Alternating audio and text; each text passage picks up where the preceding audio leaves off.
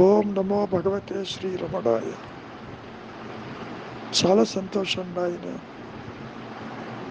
ఈరోజు స్టేటస్లో పెట్టినటువంటి విషయాన్ని గురించి కాస్త విచారిద్దాం. ఆత్మ యొక్క ఉనికి,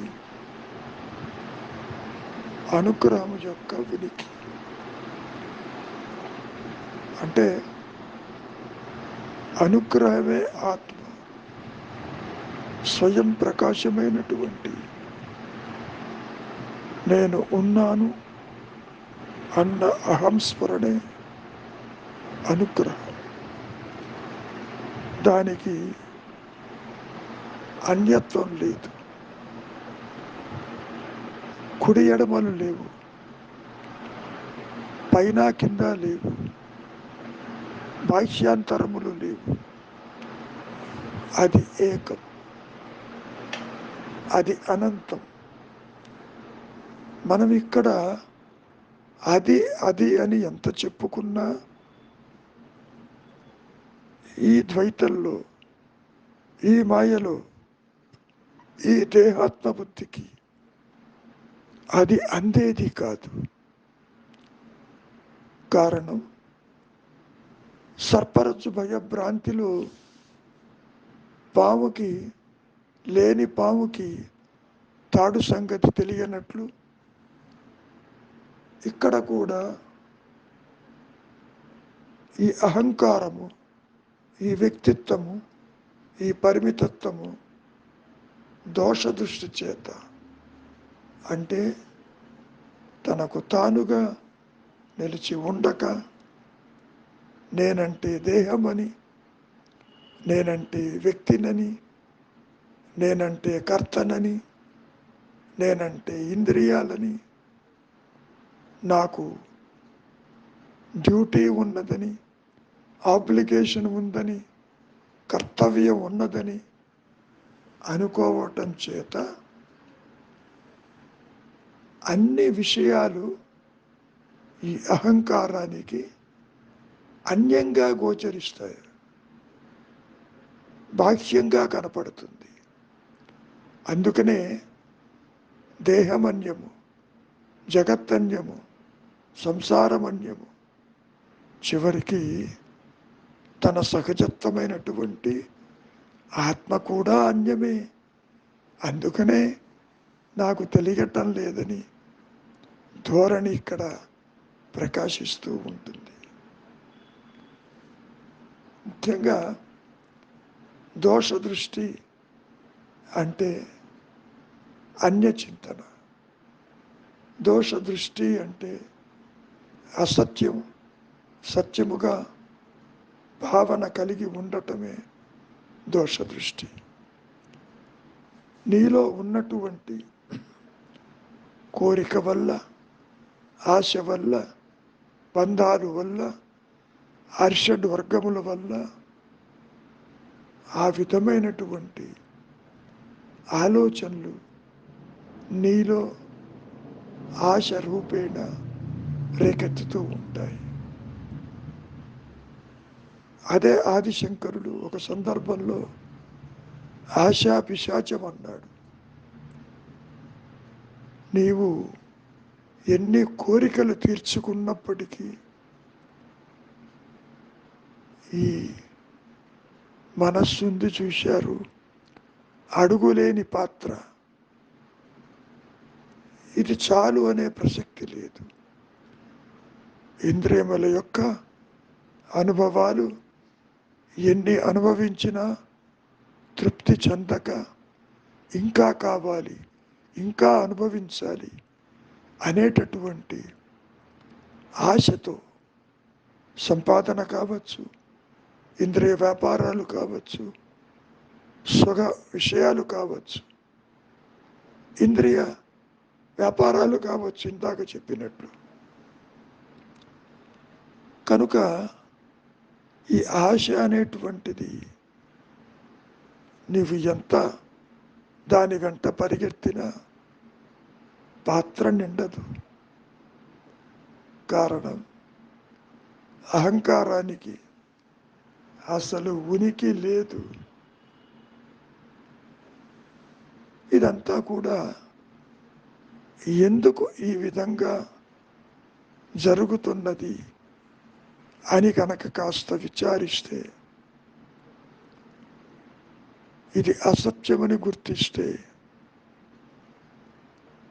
తన ఉనికి దేహము కాదని, అసలు వ్యక్తిత్వమే జనించలేదని నీవే తెలుసుకుంటావు ఆత్మగా. అదే నేనెవరన్న విచారం. నీవు కాని దానితో నీ ఉనికిని ఏర్పరచుకున్నప్పుడు ఏర్పడినటువంటి విషయాలే, అనర్థాలే ఈ చరణ మరణాలు. అదే మహర్షి ఏమంటున్నారు, ద్వైత జ్ఞానమంతా అజ్ఞానమేను. మరి ద్వైత జ్ఞానం ఉన్నదే? దీనికి ఉనికి లేదు. ఒకదాని మీద ఆధారపడి ఆభాస కాంతిలో ఈ విధంగా కనపడుతుంది. ఏ విధంగా అయితే ముచ్చపు చిప్ప వెండిగా కనపడిందో, తాడు పాముగా కనపడిందో, ఇక్కడ కూడా నీవు ఆత్మవై ఉంటూ దానికి అన్యత్వము లేకపోయినా ఆత్మ తనకు తాను మాత్రమే నిలిచి ఉన్నా నీవు ఈ దాగినటువంటి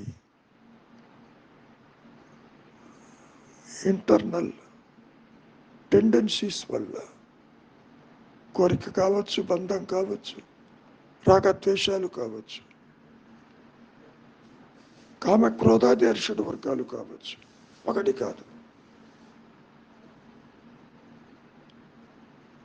ఈ దోష దృష్టి అంటే అహంకారం కూడా జ్ఞానంతోనే అది గుర్తిస్తుంది. అందుకనే దీన్ని పరోక్ష జ్ఞానము అన్నారు. మనస్సు ద్వారా, ఇంద్రియాల ద్వారా చూస్తావు కాబట్టి దేహాత్మబుద్ధి జనించిన తరువాతనే నీవు జగత్తును చూస్తావు. ఆ జగత్తులో నీలాగే ఇతరులను చూస్తావు. నీకు వారికి భేదాన్ని చూస్తావు, వారిలో వారికి భేదాన్ని చూస్తావు. ఈ భేద బుద్ధి అనేది దోష దృష్టి వల్ల ఏర్పడింది. నిజానికి నీ సహజ స్థితి అభేదమైనది, భేదరహితమైనది. అంటే ఏకం నా ద్వితీయం, రెండవది లేదు. రెండవది నీకు ఉంటేనే భేదం మొదలవుతుంది. ఒకటి మాత్రమే ఉన్నప్పుడు, అన్యత్వం తల ఎత్తనప్పుడు భేదం ఎక్కడ ఉండదు కదా. కాబట్టి ఆత్మస్థితి మాత్రమే, దానికి బాహ్యాంతరములు లేవు. ఇందాక చెప్పినట్లు కుడి ఎడమలు లేవు, పైన కింద లేదు. మరి ఏదీ లేనప్పుడు అది తనకు తానుగా తురీయంలో ప్రకాశిస్తున్నప్పుడు మరి జీవుడెక్కడ, జగత్తెక్కడ, జనన మరణాలు ఎక్కడ, అసలు సృష్టి ఎక్కడ? సృష్టిని ఎవరు చూస్తున్నారు? నేను చూస్తున్నాను. ఆ నేను యొక్క రియాలిటీ మీద, సత్యత్వం మీద సృష్టి ఆధారపడి ఉంటుంది. నేనెవరన్న విచారంలో అదే లేకపోతే సృష్టిని చూసేది ఎవరు? స్థూలదేహంతో కదా నీవు స్థూల జగత్తును చూస్తున్నావు. దేహమా అది ఉన్నట్టు చెప్పలేదు నీకు, జగత్తు చెప్పలేదు. అదే అంటారు మహర్షులు వారు, దేహము లేక జగత్తును చూచిన వారు ఉన్నారా? లేరు కదా. చూచే మాయా నేను నిద్రావస్థలో ఆత్మగానే ఉంది. ఆ స్థితిలో దేహం లోపల ఉన్నావా, దేహం బయట ఉన్నావా, అసలు దేహం కలిగి ఉన్నావా, దేహం లేకనే ఉన్నావా అనే మీమాంస తల ఎత్తటం లేదుగా.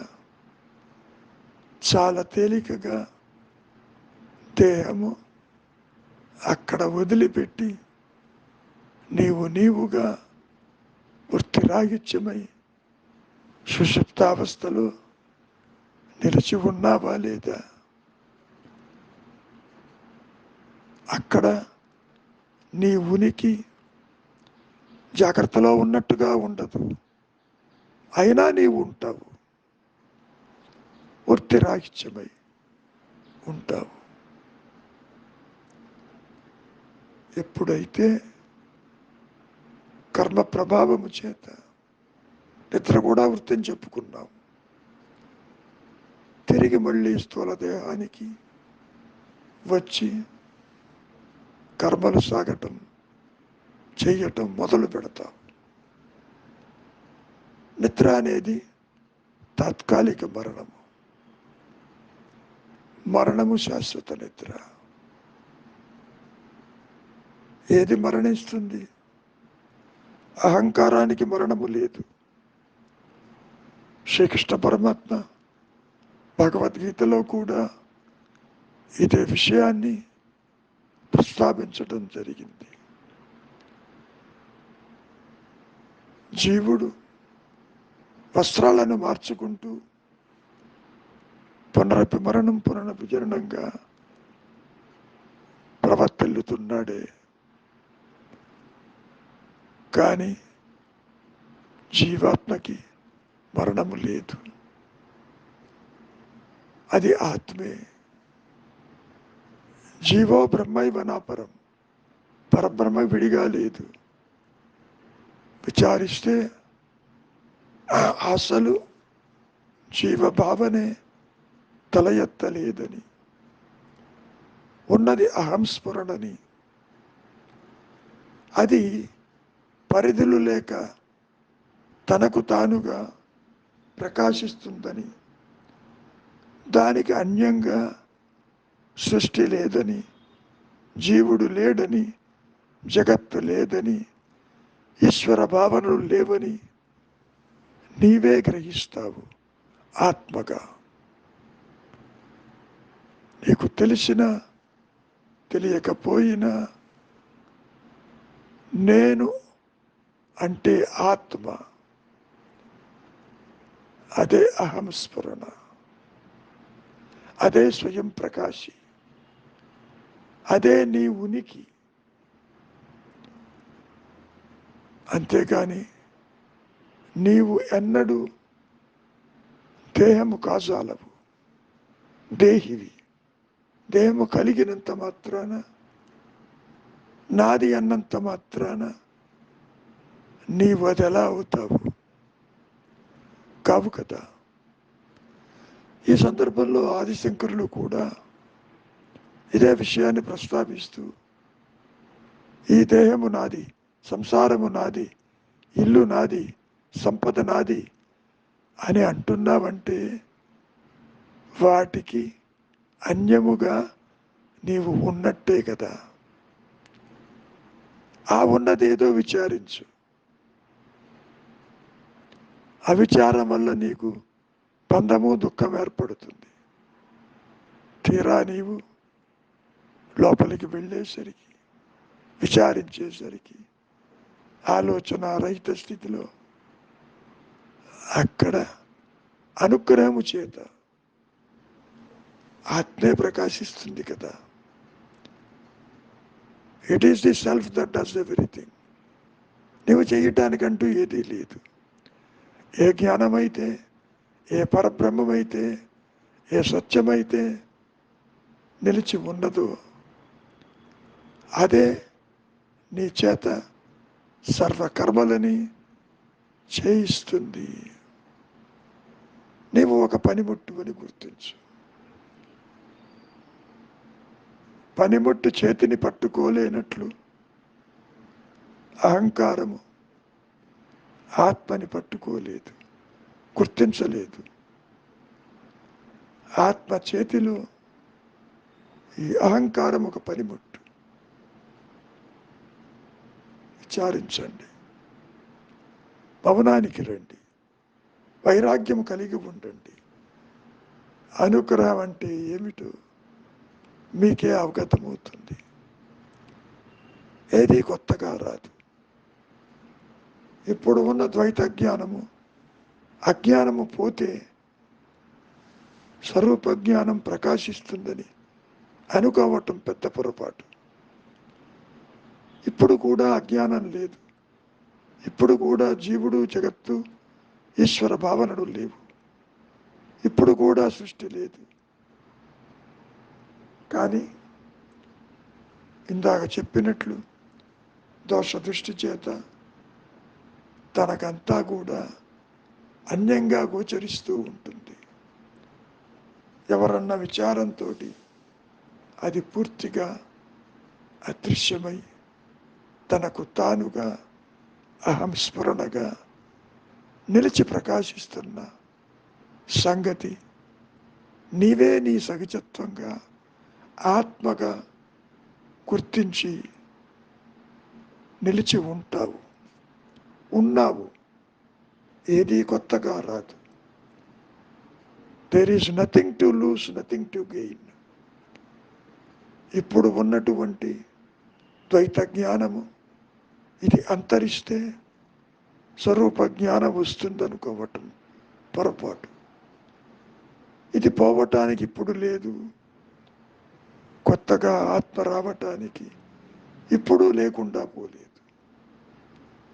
అది ఉన్నది ఉన్నట్టు ప్రకాశిస్తూనే ఉన్నది. మంచిది, విచారించండి, వైరాగ్యానికి రండి. మీకు వద్దన్న ఆత్మే అక్కడ ప్రకాశిస్తూ ఉంటుంది. అది ఒకటే ఉంటుంది, దానికి రెండవది లేదు. మంచిది, మౌనమే నీ సహజత్వం.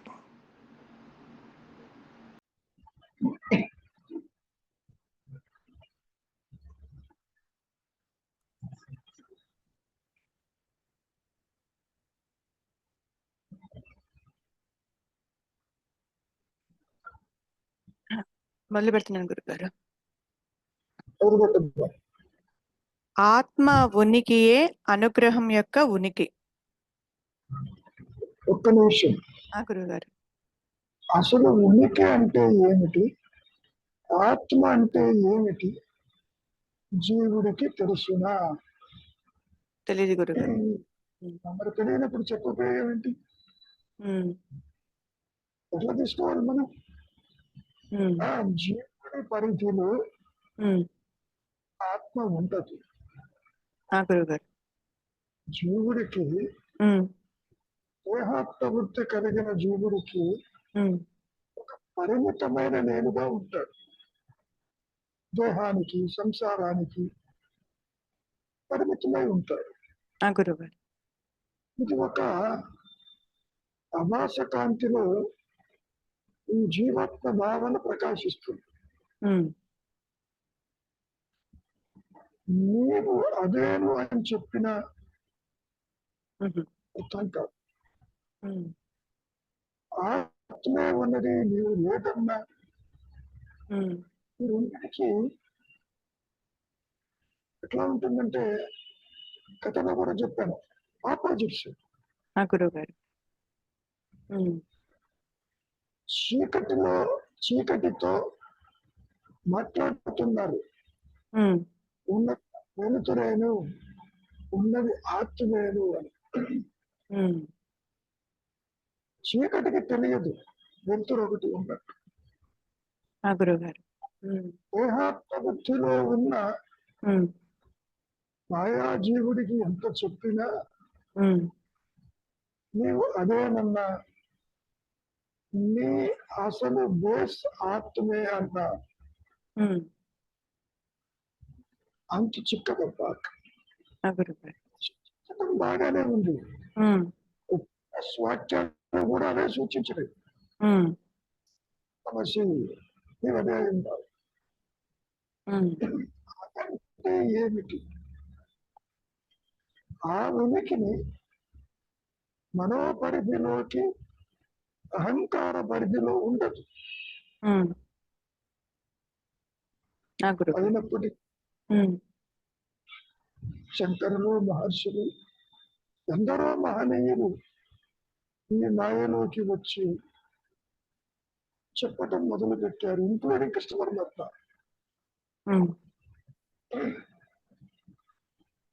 ఆత్మని శస్త్రము ఛేదించదు,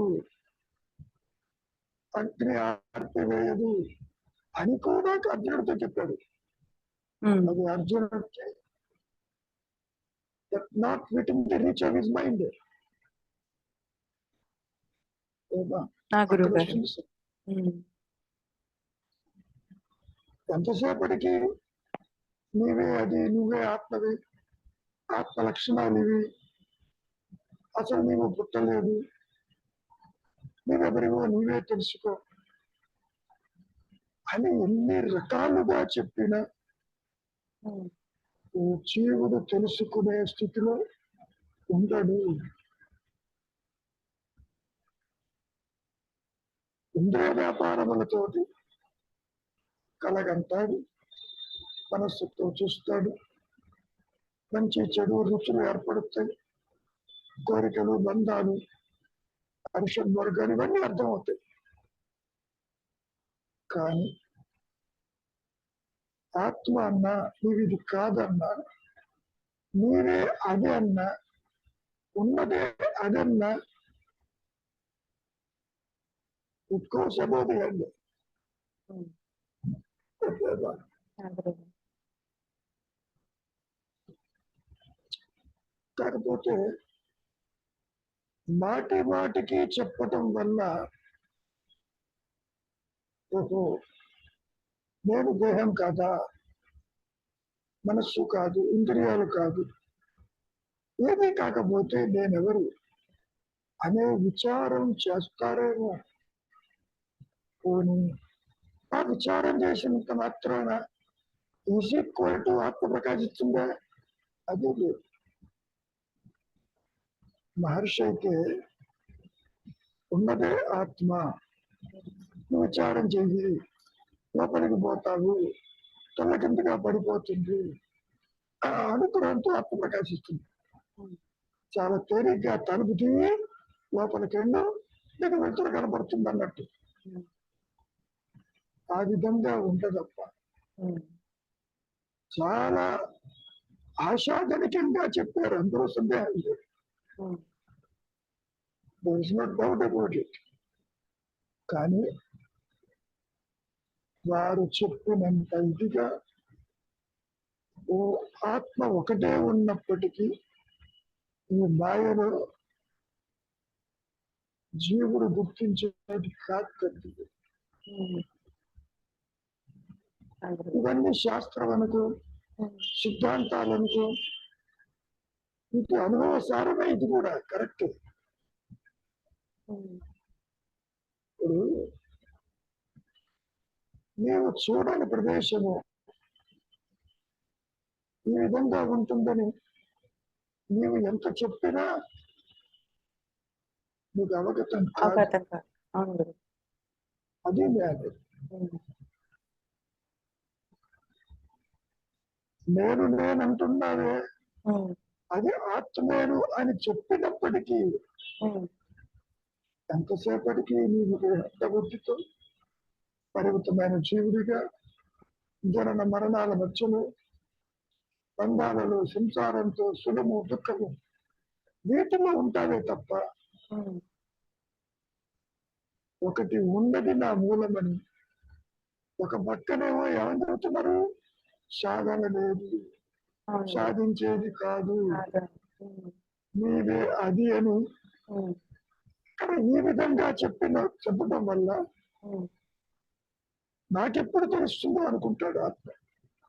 అట్లా తెలియదమ్మా. ఉమ్, కాబట్టి బోధలన్నీ కూడా మాయాబోధలే, అదేమి సత్యము కాదు. అవును. ఆత్మ అనుభవం మాత్రమే సత్యం. ఉమ్, ఆ అనుభవం సాధించేది కాదు. ఉమ్, జీవుణ్ణి అట్టబెట్టేది ప్రకాశించదు. రెండు నేను లేవు, ఉమ్, ఇవన్నీ కూడా బాగానే ఉంటాయి. Um, how to make the self shine, nobody knows. ఎందరు మహనీయులు ఈ మాయలోకి వచ్చినప్పటికీ ఉమ్, ఏ ఒక్కరూ కూడా ఆత్మజ్ఞానము అందించరు ఈ మాయలో.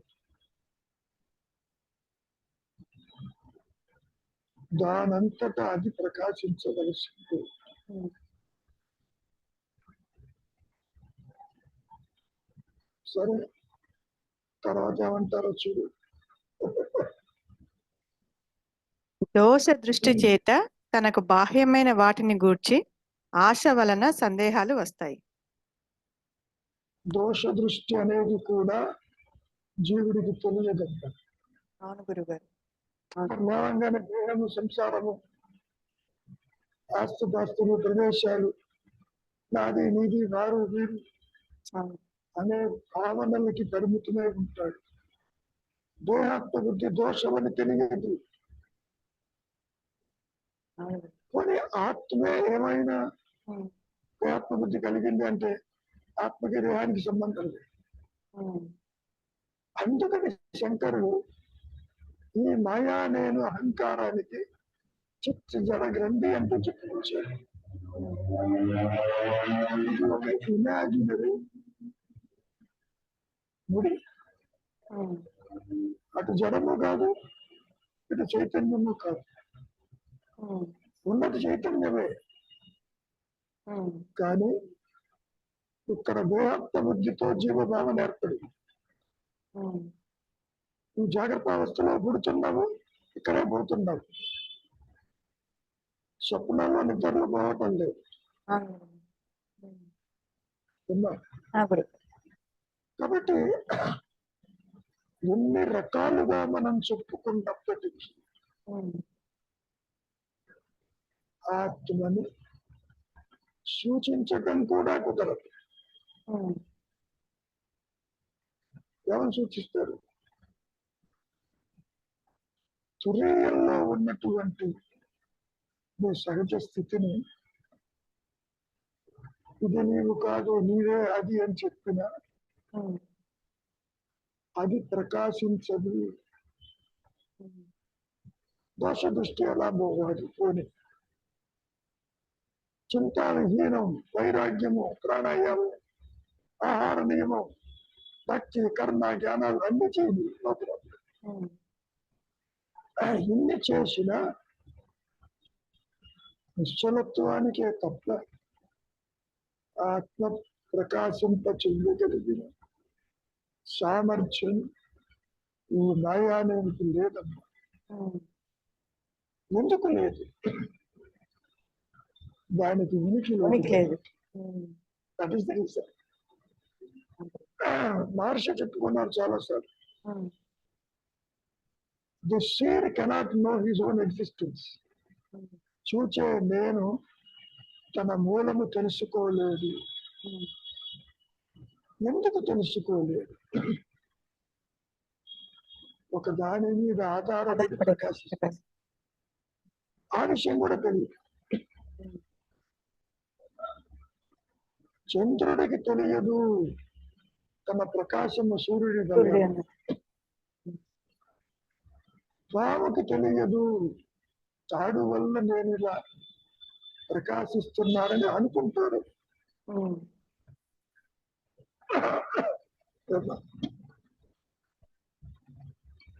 అందుకనే మహర్షుల వారు సాధన లేదు, సాధించేది కాదు అని ఇంత స్పష్టంగా చెప్పి, కానీ మన శాస్త్రాలు సాధించవచ్చును. ఆ పని చెయ్యి, ఆ యోగం చెయ్యి, ఈ యోగం చెయ్యి.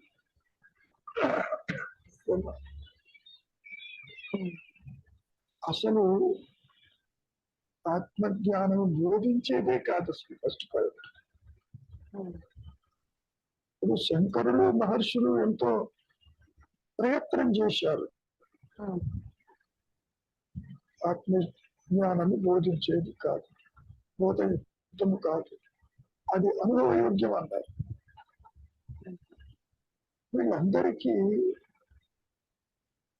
ఆత్మదానంతటది ప్రకాశించింది కాబట్టి అలా చెప్పగలుగుతున్నారు అంతవరకు. అది కూడా ఆత్మస్థితిలో మనస్సు ఉంది కాదు, చెప్పేటప్పుడు కూడా వారు ఆత్మ కాబట్టి బాగుంటది. చెప్పేటప్పుడు కూడా ఆత్మ కాబట్టి ఉన్నారు కాబట్టి ఇది కాదు ఇది కాదు అని. ఒకసారి ఇది తాడు అని తెలిసాక నువ్వు ఎలాగైతే పాము లేదంటావు, అదే విధంగా ఈ జాగ్రత్తావస్థలో కూడా ఆత్మ ఉన్నది. అవస్థాత్రయములు కనపడిపోతూ ఉంటాయి. అసలు అహంకారము, అజ్ఞానం అనేది లేదు పాప.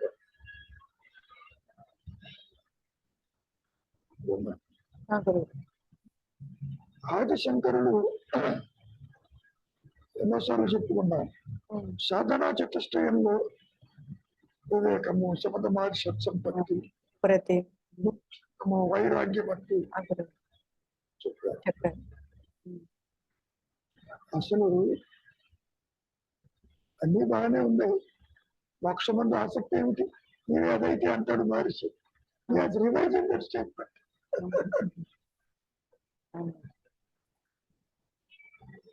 వైరాగ్యం అన్నావు బాగానే ఉంది,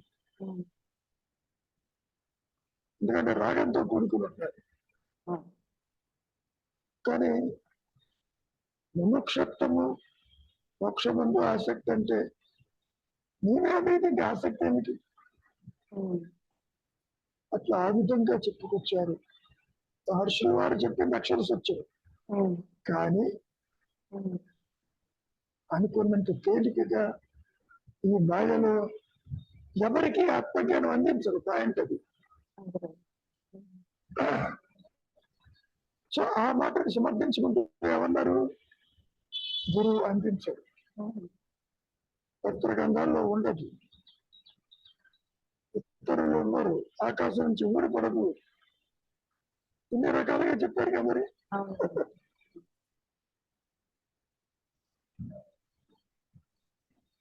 కాకపోతే దాన్ని ఏమంటారంటే ఒక రైపన్ స్టేజ్ కి తీసుకురావటానికి ప్రయత్నం చేశారు. రైపన్ అంటే పండటానికి, విముఖత రావటానికి. జగత్తు మిథ్య విచారించారు. ఇంద్రియాల వెంట వెళ్ళవద్దు, వాసన రాహిత్యము, కోరికల వెంట వెళ్ళవద్దు, మనం ఏది చేయలేకపోతావా ఆ ఉच्चतर శక్తికి శరణాగతిగా. శక్తి ఏమిటో తెలియదు, దైవం ఉన్నాడో లేదో తెలియదు. నేనెవరివో విచారం చేయమంటే ఇంతకంటే నేనేమై ఉంటాను? విచారం చేసిన ఉపయోగం లేదని ఇక్కడ చేయలేడు. విచారము ఈజ్ ఈక్వల్ టు ఆత్మప్రకాశం కాదు. చాలా తేలిక ఈక్వేషనే ఇచ్చారు. లోపలికి వెళ్ళు, కళ్ళ కిందగా పడిపోతుంది, అనుగ్రహంతో ఆత్మని ప్రకాశించే అదిలో గుళ్ళోకి పోతే సడగోపురం పెట్టినట్టు అట్లా ఏముండదు. నువ్వు తల వంచి ముంచుంటావు, ఆ పూజారి ఒకటి పెడతాడు, వెళ్ళిపోతాడు. అమ్మయ్య వచ్చిన పని అయిపోయింది అనుకుంటా బయటకు వస్తాం. అట్లా ఉండదు.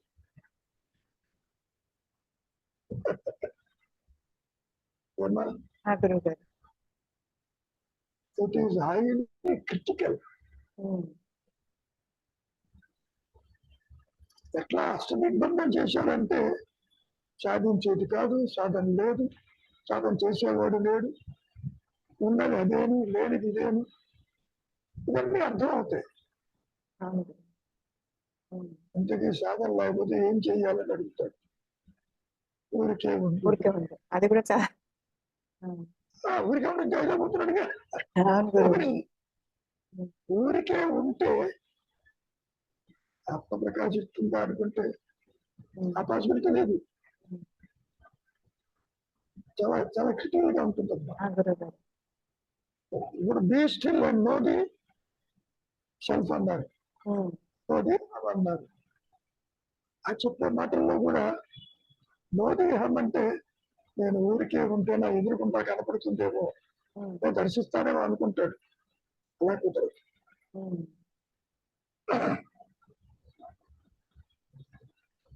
ఎన్ని మాటలు చెప్పుకున్నా ఇవన్నీ మాయ మాటలు.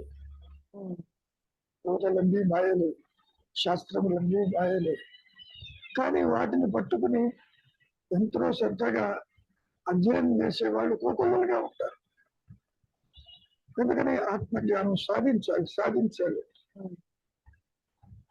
దానికి తగ్గట్టుగానే పురాణాలు కూడా భక్తిలో భగవంతుని చేరారని, విచారంతో ఆత్మగా ఉన్నారని చెప్పడం కూడా జరిగింది. మరి భక్తి అంటే ఏమిటి, జ్ఞానం అంటే ఏంటి? రెండు ఒకటి. జ్ఞానం లేకుండా భక్తి ఉండదు, భక్తిగా ఉన్నది కూడా జ్ఞానానికి దారితీస్తుంది. చెప్పటం బాగానే ఉంది. బట్ బౌడీ క్యాట్ ఎవరు ఆత్మని ప్రకాశింప చెయ్యగలరు?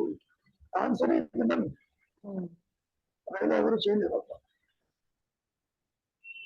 చాలా ఒక రకంగా నిరుత్సాహంగా ఉంటుంది. నాకెప్పుడు ఆత్మ ప్రకాశం అవుతుందో అని ఇంకా ఎదురు చూస్తూ ఉంటారు. కాలంతో పని లేదు, ఎప్పుడు ఉండేదాన్ని కాలం ఏంటన్నాడు. ఉంది అక్షర సత్యమే, అది మాత్రమే ఉంది, సృష్టి లేదు. అది నీకు అనుభవానికి వచ్చినప్పుడే తెలుస్తుంది. మహర్షి వాక్కులు నీవు అర్థం చేసుకోవాలంటే మహర్షిగా భారతమే. భారతం అంటే ఆ స్థితి రావాలి. అంతేకాని నీవు ఎంత ప్రయత్నము చేసి నిశ్చలత్వానికి వచ్చినప్పటికీ నిశ్చల ద్వైతమే ఉంటుంది. అక్కడ అన్యత్వం ఉంటుంది, ఆలోచనలు ఉంటాయి.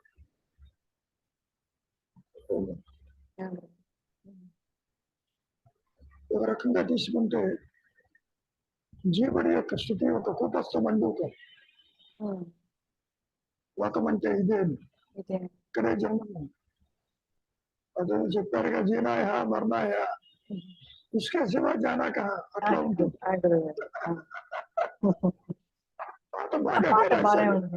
కరెక్ట్ గా ఉంది గురువు గారు. మహర్షి అంటారు జానా లేదు, ఆనా లేదు, రాకపోకండి. ఏ ఋషి చేతను ఆత్మకి జగత్తుకి వారసు లేదు. అవన్నీ అక్షర సత్యాలు. కానీ అవగాహనకి వచ్చేది కాదు. It is beyond the ego. వారు చెప్పిన మాటలన్నీ అక్షర సత్యములే. రెండు నేను లేవు, ఒకటే నేను ఉన్నది. ఆ నేను ఇలా కనపడుతుంది,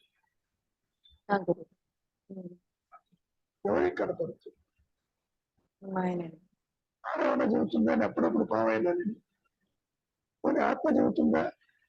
కాసేపు జీవుణ్ణి, కాసేపు జగత్తుని, కాసేపు దైవాన్ని చెబుతుందా?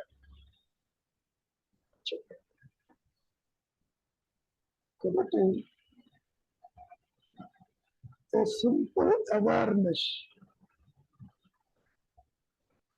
అది ఎరుక. దాన్నే అనుగ్రహమని, శ్రద్ధ అని, తృప్తి అని, ఉన్నదని, తురీయమని, పరబ్రహ్మమని, జ్ఞాన స్వరూపమని పేర్లతో పెట్టుకున్నానే తప్ప ఆ ఎగ్జిస్టెన్స్ కి పేరు పెట్టేవాడు ఎవడుంటాడు? గురుగారు. అప్పటి కావన్నారు Maharshi, I am is the first name of God అన్నాడు. గాడ్ అంటే ఆత్మ. ఆ తర్వాతనే రాముడు, కృష్ణుడు, భీముడు ఇవన్నీ వచ్చారు. కాబట్టి సూచించటం అత్యంత తేలిక. ఎందుకని? సత్యాన్ని సూచించటంగా ఏది కాదో చెప్తున్నా. పొరపాటు నేను దేహం చెప్పిందా అది పుట్టినట్టు, అది నేనేను, అది నీవేను అని నువ్వు చెబుతున్నావు. దేహం నేనని. నేను వచ్చాను, నేను చూస్తున్నాను, వింటున్నాను, వెళుతున్నాను, నిద్రిస్తున్నాను, మేల్కొంటున్నాను, కష్టపడుతున్నాను. ఆ చెప్తే నేను ఇటు దేహము కాదు, ఆత్మ కాదు. అట్లా చెప్పదు.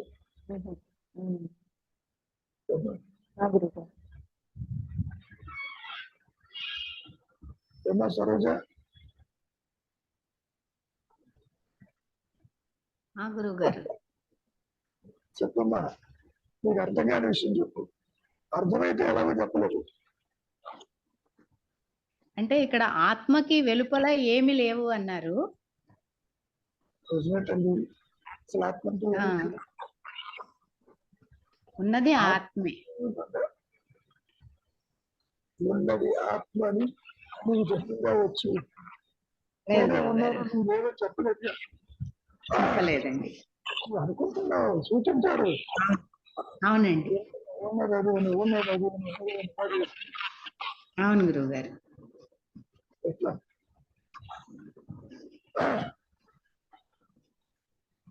రాకపోకలు లేవు. ఆత్మ నుంచి రావటం, పోవటం.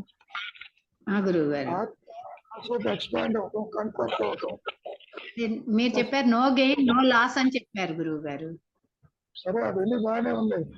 చిలక పలుకులు అవన్నీ మీరు చెప్తేనే తెలిసింది గురువు గారు. మీరు చెప్తే తెలిసింది. అమ్మా, కొత్తగా ఏది రాదు తల్లి. ఇక్కడ నీతో కలిపి నీవు చూస్తున్నది అసత్యము, దీనికి ఉనికి లేదని నువ్వు ఆ స్థితికి వెళ్ళగలగాలి. ఆత్మ సంగతి మర్చిపో. ఎందుకంటే నీకు తెలిసినా తెలియకపోయినా ఉన్నది జ్ఞానం. రోజున ఎట్టు పెట్టి ఆత్మ ప్రకాశించదు. ఆత్మ ప్రకాశంలో సరోజ హుష్కాకి అయిపోతుంది, ఉండదు. ఇంకా దాంతో పాటు జగత్తు ఎగిరిపోతుంది.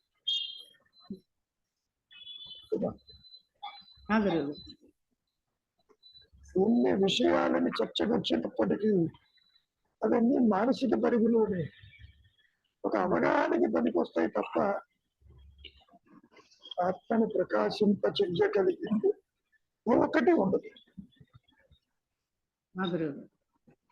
ఇప్పుడు అనుగ్రహం చేత అన్నారనుకో, ఇవరికి అనుగ్రహం చేయడానికి అది అన్యంగా ఉంటేగా ఆత్మ అనుగ్రహం అన్నారు. అట్లా ఇప్పుడు అనుగ్రహం అంటే అన్యంగా ఉండాలి. ఆత్మ వేరుగా ఉండాలి, నువ్వు విడిగా ఉండాలి.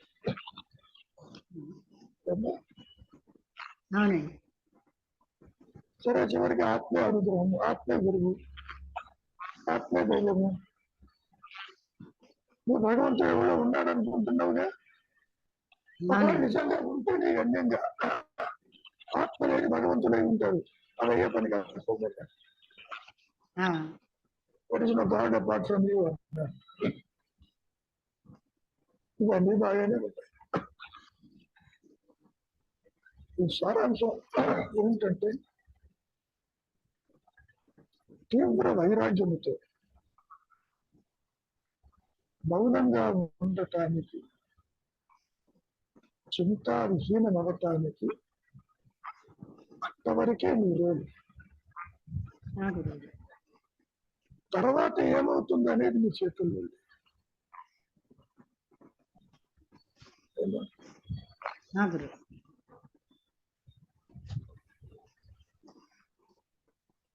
ఇంకో మాట కూడా మహర్షి చెప్తారు. ఈ మాయలు ఆత్మని గుర్తించగలిగిన వేరు ఎరకలేదు మమ్మల్ని. ఆ గురువు గారు ఇంకొక దానిగా గుర్తించాలంటే అవునండి. అది దేన్ని గుర్తించదు కాబట్టి అది వేరే ఎరుక లేదు అసలు. ఇది ఒక రకమైన అష్టదిగ్బంధనం. ఆ గురువు గారు ఇదంతా కూడా మాయలో చెప్పుకునే మాయ మాటలు.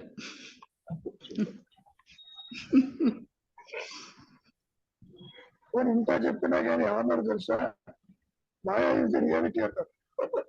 అవును. అంటే మూలం తెలిసాక మాయ రియాలిటీ అన్నారు గురువు గారు. తెలియటం కాదు తల్లి. ఆ, ఆభరణం బంగారమే అంటే నువ్వే అబ్జెక్షన్ అవునండి. నువ్వు బంగారం చూస్తున్నావు, ఆభరణం చూస్తున్నావు. అవునండి. సో ఆభరణం మాయ అయినప్పటికీ అది ఆ. సత్యమే. ఆ, జీవుడు కూడా ఆత్మే, జగత్తు ఆత్మే, ఉమ్, ఆత్మే. ఈక్వేషన్స్ బాగా అర్థమవుతాయి. అవును గురువు గారు. కానీ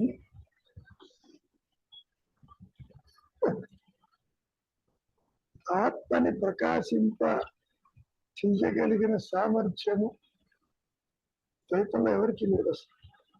ఉమ్, అందుకని నువ్వు గురువు అనుకునేవాడు కూడా అందించలేకపోతాడు. ఆ గురువు గారు. సో అది ఎందుకు ప్రకాశిస్తుంది, ఎక్కడ ప్రకాశిస్తుంది అనేది చాలా కష్టం. మోస్ట్ డిసప్పాయింటింగ్ అనుకోవచ్చు. ఎదురు చూస్తాడు, నాకు ఎప్పుడు వస్తుందా, నాకు ఎప్పుడు వస్తుందా. అది ఇంకా అబ్స్టికల్ అయిపోతుంది కదా గురువు గారు, అలా ఎదురు చూడడం అనేది. అసలు నేను ఉంటే కదా ఆప్టికల్. నువ్వు ఆత్మ ఉన్న ఆప్టికల్ వాడు లేదు, ఆప్టికల్ లేదు, ఏది లేదు. అంటే ఆలోచనే అడ్డంకి అన్నారు కదా, అది కూడా ఒక ఆలోచనే కదా. నాకెప్పుడు కలుగుతుంది, నాకెప్పుడు కలుగుతుంది అనుకోవడం కూడా ఆలోచనే కదా. ఆ ఆలోచన కూడా మహర్షికి ఆలోచనలోనే స్వరూపం ప్రకాశించిన తర్వాత ఆలోచన వచ్చినా కానీ ఇబ్బంది లేదు. అదేలేండి. స్వరూపం ప్రకాశించిన తర్వాత దేహమును జగత్తు ముత్యము లేదను ఉందను, దట్స్ నాట్ డిఫరెన్స్. ఆ గురువు గారు. సో ఆలోచన తల ఎత్తనంత మాత్రాన it is not a cos for the self to side. Okay. తెర మీద బొమ్మ పడనంత మాత్రాన తెర ప్రకాశిస్తుందని అనుకోవటం పొరపాటు. ఉమ్, తెర జడం కాబట్టి బొమ్మ లేని తెర చూస్తున్నావు, బొమ్మతో తెర చూస్తున్నావు. అవునండి. అర్థం అవడానికి చెప్పిన వాటి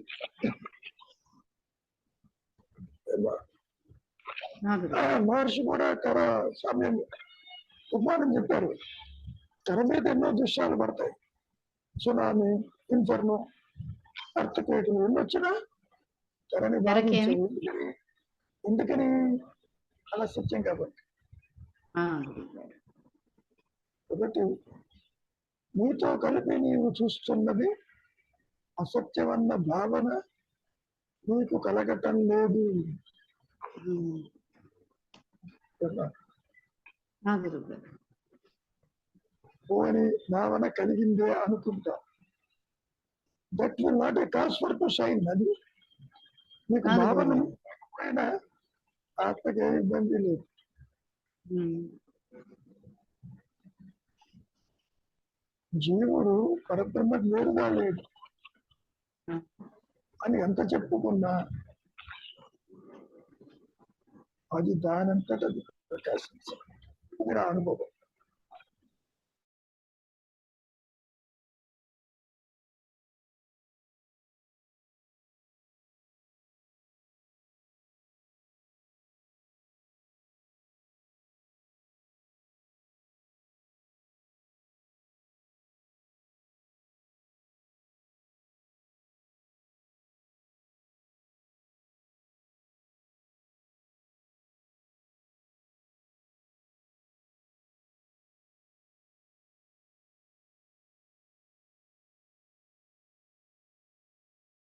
అంటే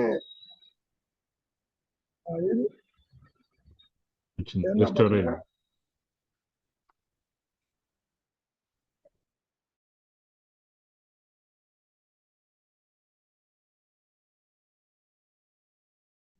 ఏమన్నా బాగా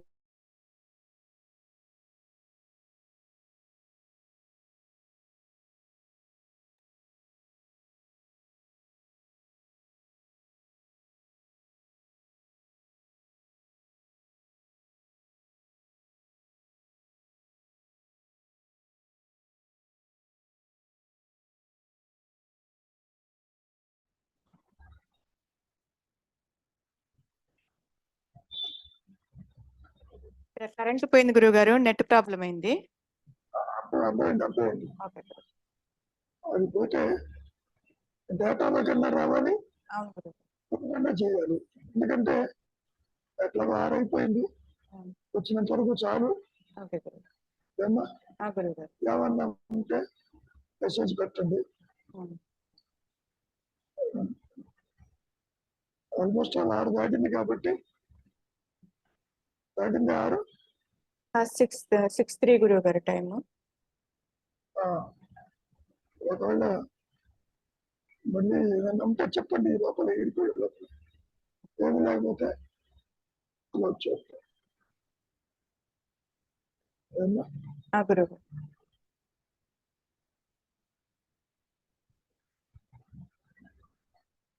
వెంకట్రావు గారు ఏమైనా చెప్తారా?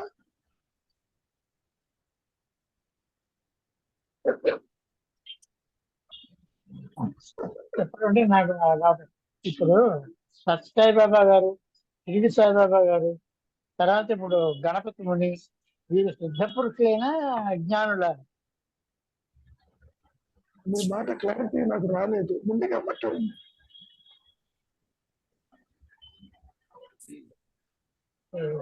సత్యసాయిబాబా గారు, ఓకే, షిరిడి సాయిబాబా గారు, తర్వాత గణపతి ముని, వీరు ముగ్గురును జ్ఞానుల లేకుంటే సిద్ధ పురుషుల? ఇవన్నీ మనిషికి చూడండి, ఒకరిని నిర్ణయించడానికి మనసు కెపాసిటీ లేదు, ఊహాలోకం. ఎందుకంటే జ్ఞానులే గుర్తిస్తారు. అది కూడా ఉండదు. మీరు ఆ దశలో ఉన్నారు కాబట్టి అడగడం. కాదు, జ్ఞానిలు తనకు అన్యంగా ఎవరు లేరు, ఉన్న వాళ్ళంతా కూడా జ్ఞానులు అంటాడు. అందరూ జ్ఞానులే, అందరూ జీవన్ముక్తులు అంటాడు జ్ఞాని.